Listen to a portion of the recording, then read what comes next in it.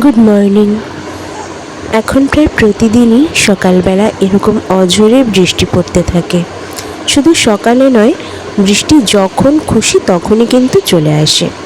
তো আমি সকাল সকাল উঠে স্নান সেরে নিয়েছি, তারপরে পুজো দিয়েছি। এবার রান্নার পালা। আজকে রান্না করছিলাম ছোলে ভাটুরে সকালের জন্য। তো প্রথমেই কিন্তু কাবুলি চানাগুলোকে ভালোভাবে সেদ্ধ করে নিয়েছি। আর এদিকে একটা মশলা ভেজে নিচ্ছি। তেজপাতা, শুকনো লঙ্কা, গোটা গোলমরিচ, দারুচিনি, লবঙ্গ, ধনে এগুলো ভেজে নিয়েছি। আর এদিকে কিন্তু সেদ্ধ করে রাখা কাবুলি চানাটা রয়েছে। আর ভেজে নিয়েছি সামান্য জোয়ান। জোয়ানটা ভীষণই জরুরি। আর এদিকে আছে পেস্ট করা টমেটো, কাঁচা লঙ্কা, আদা, আর তার ভেতরে গুঁড়ো মশলা, হলুদ গুঁড়ো আর সামান্য লঙ্কা গুঁড়ো। এবার কড়াতে তেল দিয়ে তার ভেতরে দিয়ে দিচ্ছি গোটা জিরে। এবার এই জিরের ভেতরে যে পেস্ট করে রাখা মশলাটা সেটা কিন্তু দিয়েছি। আর দিয়েছিলাম মিক্সি ধুয়ে সামান্য জল। এবার সমস্ত মশলাটা ভালোভাবে কষিয়ে নেব।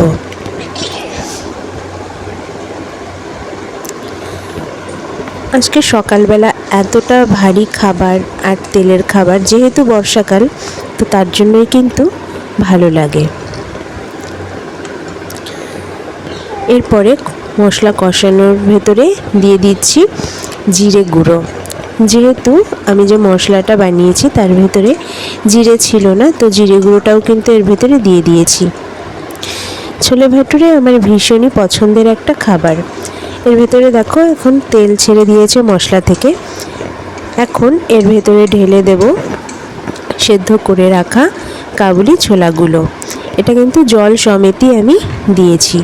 মশলার ভেতর কোনো নুন দিইনি, কারণ কাবুলি ছোলাটা সিদ্ধ করার সময় এর ভেতরে আমি গোটা গরম মশলা, তেজপাতা, নুন সবই দিয়েছিলাম।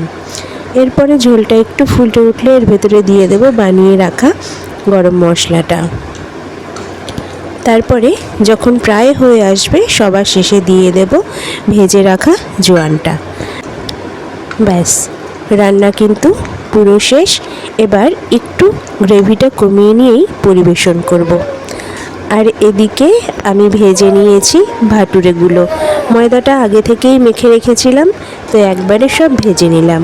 তারপরে সকাল সকাল কিন্তু সকালের খাবারটা কমপ্লিট করলাম। তারপরে দুপুরের খাবারের জন্য ইলিশ মাছ করার ছিল, তো সেটাও কিন্তু করে নিলাম। ইলিশ মাছের আজকে বিভিন্ন জিনিস করেছিলাম। তো প্রথমেই ছিল ইলিশ মাছ ভাজা আর বেশ খানিকটা তেল। যেহেতু ইলিশ মাছের ডিম ছিল, তো ভাজা তো অবশ্যই খেতে হবে। আর মাথা দিয়ে বানিয়েছিলাম কচুর শাক। আর বানিয়েছিলাম বেগুন দিয়ে ইলিশ মাছের ঝোল।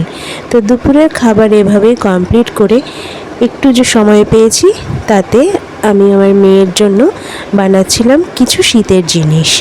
আর সন্ধেবেলা আমরা চলে গেলাম গঙ্গার কাছে গঙ্গা আরতি দেখার জন্য। মাঝে মাঝে গঙ্গা আরতি দেখতে ভীষণই ভালো লাগে। সব সময় তো যাওয়া হয় না। গঙ্গা আরতি দেখলে মনটা ভীষণই শান্ত হয়ে যায়। এই গঙ্গা আরতির ভিডিও আমি তো আগেই অলরেডি পোস্ট করে দিয়েছি, তোমরা দেখে নিও, তোমাদেরও মন ভালো হয়ে যাবে। যখন আমরা পৌঁছলাম তখন আরতি সবে শুরু হচ্ছে। সব লোকজন এসে বসে পড়েছে। তো শান্তভাবেই কিন্তু সব মানুষজন এখানটাতে বসে আরতি দেখে।